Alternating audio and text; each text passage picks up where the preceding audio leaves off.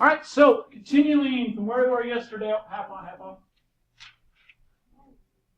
Continuing from where we were yesterday, let's look at the 5 pillars of Islam. I know we got started on that, but we'll look at this as a review as well. First pillar of Islam is the statement of faith. So the first pillar of Islam is the statement of faith. Basically, that is, there is no God but God. Now you could say there's no God but Allah just means God. That's all Allah means is God. So there's no God but God, and the second part's also important. Who's the messenger? Muhammad. The belief is that Muhammad is the messenger. Angel Gabriel gave him the message. The followers around him, who are called the Ummah, wrote it down, and that became the Quran. So that is the first one. There's no God but God. The second one is prayer. Muslims are supposed to pray how many times a day? 5. 5 times a day. These are online actually now. We live in a modern world. You can look them up. And again, Muslims are very different in how strict they are. Some Muslims follow that to an exact second, minute, and they're praying when everybody else is praying. One advantage of having everybody pray at the same time, it kind of brings a community together. Everyone's doing the same thing at the same time.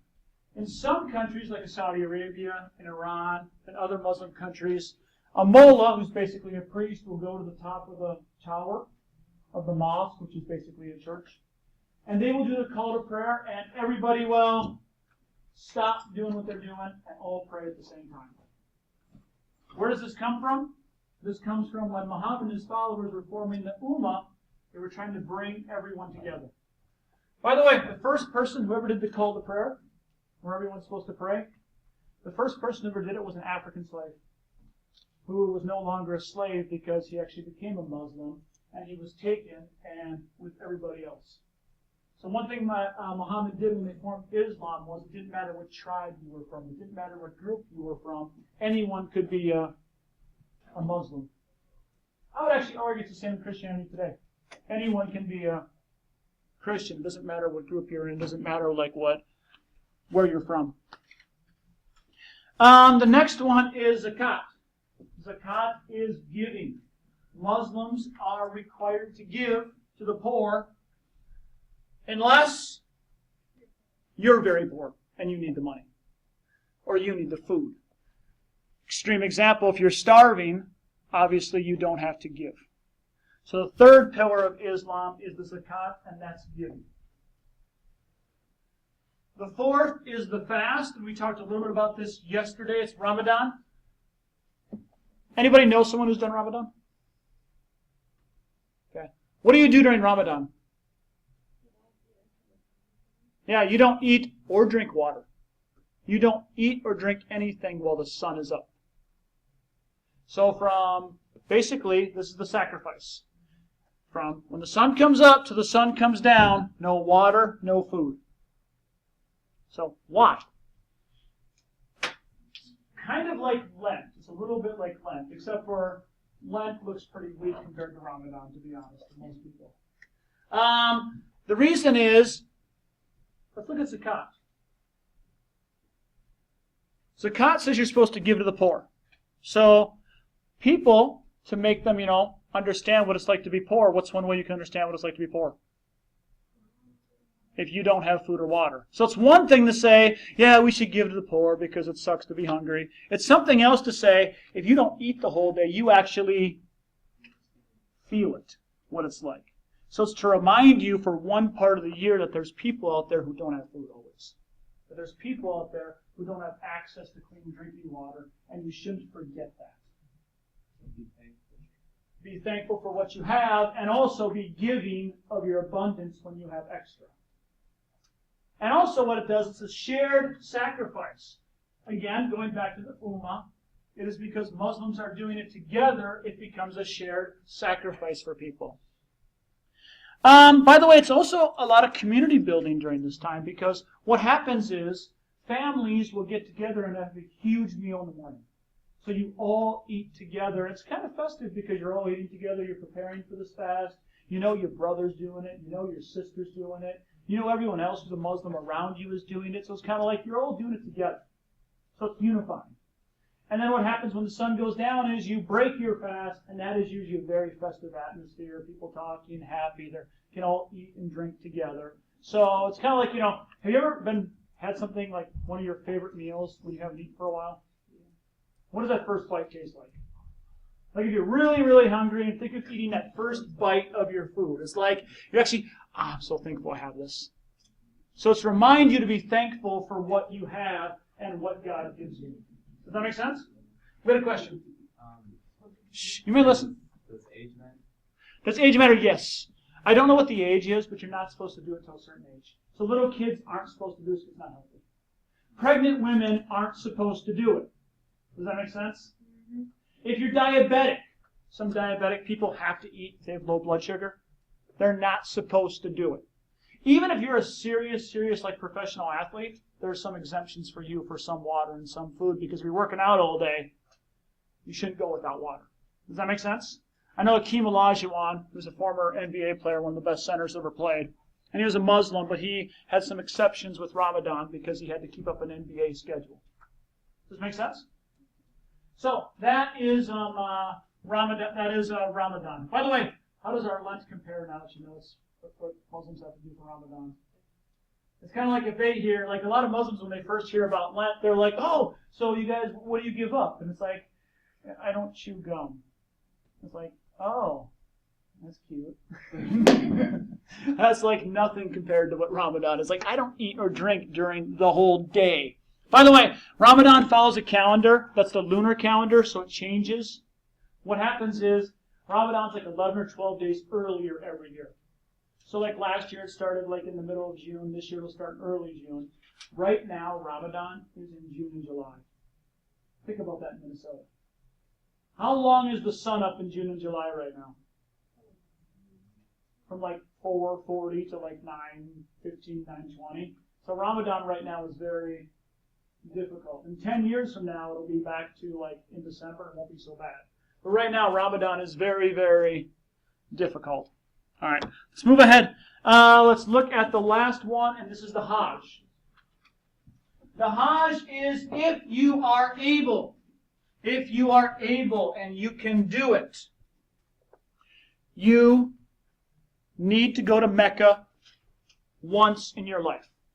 You need to go to Mecca once in your life. And again, Mecca is where we saw that black box called the Kaaba, where the idols were destroyed. Yep, it's called the Hajj. You're supposed to go to Mecca once in your life if you can. I have a friend who went. Him and his wife were able to go. And when you get there, you can't bring any fancy stuff, any like rich stuff inside with you. You're supposed to go. They'll give you clothes to wear, which you saw in the video, which are all very plain clothes to wear, so you're equal with everybody. No one's supposed to be richer than anybody else, poorer than anyone else when you get in there. You are equal when you're there, and you're all together, unified, praying together every day you're there. So again, you see Muslims from all around the world. All around the world come into Mecca every single day. Because think about it, there's 1.5 billion Muslims, 365 days a year, every day people come in. During Ramadan, a lot of people come in. Go for it. Okay. So, but let's say you're poor. Let's say you're poor, you're barely getting by, and you can't afford a plane ticket, and you can't go to Mecca. Do you have to go? No, if you can't afford it, you can't afford it. Does that make sense? So, that's one of those things that is between you and God. Usually if you're poor and can't make it, you know it. Does this make sense? I have another friend who's a Muslim who's studying over here, and he's from Turkmenistan, and he wants to go to Mecca, but it's very hard for him to go there right now. He's hoping to some point later in his life. All right, let's do this. I just gave you a whole bunch, so let's do a quick compare and case. We're going to talk about the spread of Islam. So our next one is going to be about the spread of Islam. If I look at this map right up here, look at all the areas that aren't blue. So by that I mean green, yellow, red. Now, if you look in here, all the areas that aren't blue are where Islam spreads to by 750. So Muhammad actually first hears the voice of Gabriel and has his revelations, and he starts saying it to the Ummah, the people around him, around the year 610. By the year 750, what has happened? spread out. And we got North Africa. So it's spread out to North Africa. It's spread out all throughout the Middle East, this area called Persia, Afghanistan. We call this Central Asia, Middle East, North Africa. So again, Central Asia, Middle East, North Africa. Islam spread. Here's the one that surprises a lot of people. Spain becomes a Muslim land for about 800 years. So Spain becomes a Muslim land for about 800 years. So we look here, we see that Islam doesn't just spread from Medina and Mecca. It goes all over North Africa, Middle East, and Central Asia. Now, look at this. By 1500, the year 1500, what happens to Islam? It keeps spreading. Eventually, Spain, they're able to, in the Reconquista, they're able to defeat the Muslims and get their country back. But Islam spreads West Africa, which we'll talk about in a little bit, North Africa, Arabia, even more of Asia, all the way here in the Southeast Asia, in areas like Indonesia, where actually Indonesia is the largest Muslim country in the world today. So, what we see here is that the land of Islam is huge. It takes a lot of Africa, Europe, well, not Europe so much, my bad. Africa, Middle East, Asia, even Southeast Asia. So we see a huge spread of Islam that happens. So let's go now, and you can write down, how did Islam spread? First, we'll look at North Africa, and we'll focus there. So, the Prophet Muhammad gets his revelation in the year 610. And then he actually dies in the year 639. So he dies in the year 639. Islam spreads into North Africa shortly after his death. What happens is the world is not isolated. There's trade going on. And I'm going to say this again. Islam spreads through trade. Islam spreads through trade. Muhammad's job, he was a merchant. He was a guy who sold things back and forth. That's what his family did. So he was a merchant. And Islam spreads with trade. So what happens is, many of the Arabs, when we say Arabs, those are people from Arabia. Does that make sense? Arabia, Arab.